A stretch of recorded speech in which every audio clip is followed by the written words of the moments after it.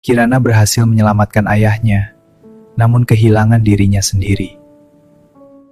Mobil hitam itu melaju tanpa suara. Lampu kota berkilau di balik kaca. Namun Kirana tidak melihat apapun. Pikirannya tertinggal di rumah sakit. Di ruang operasi. Di tubuh ayahnya yang terbaring di antara hidup dan mati. Mobil berhenti. Gerbang besi terbuka perlahan. Sebuah rumah besar berdiri di hadapannya. Terlalu besar. Terlalu megah. Dan terlalu dingin. Inilah tempat ia akan tinggal 1 tahun ke depan. Bukan sebagai istri. Bukan sebagai kekasih. Melainkan sebagai isi kontrak. Kirana melangkah masuk. Lantai marmer memantulkan bayangannya yang kecil. Langit-langit tinggi seolah menekan dadanya. Semua terlihat sempurna. Namun tidak ada kehangatan.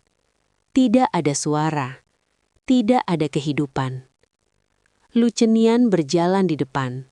Langkahnya tenang tanpa menoleh. Kamarmu di lantai 2, pintu kanan. Kirana mengangguk pelan.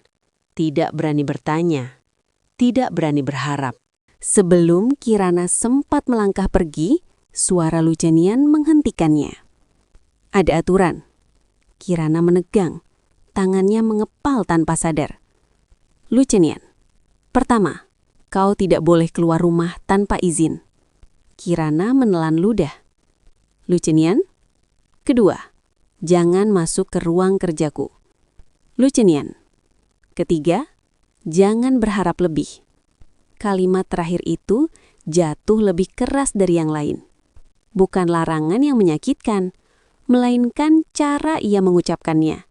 Seolah Kirana bukan manusia, hanya barang titipan. Malam turun perlahan. Rumah itu tetap sunyi. Kirana duduk di tepi ranjang besar.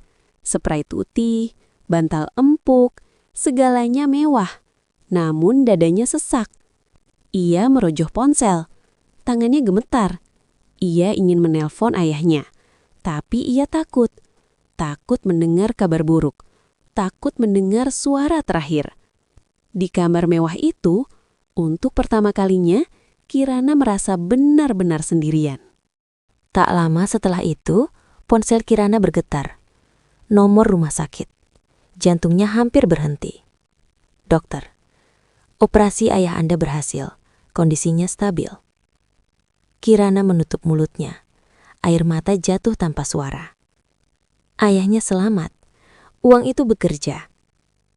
Namun kebahagiaan itu terasa hampa karena ia tahu harga yang dibayar terlalu mahal. Kirana berdiri di balkon rumah itu, menatap langit pagi. Ia bebas melihat dunia, namun tidak bebas melangkah ke sana. Ia teringat kata-kata Lu Chenian. Jangan berharap lebih. Kontrak ini menyelamatkan ayahnya, namun perlahan menghapus dirinya sendiri. Malamnya, Lu Chenian pulang. Kirana berdiri ragu di ruang tamu. Kirana, ayah saya, operasinya berhasil. Lu Chenian berhenti sejenak, menoleh. Bagus. Hanya satu kata.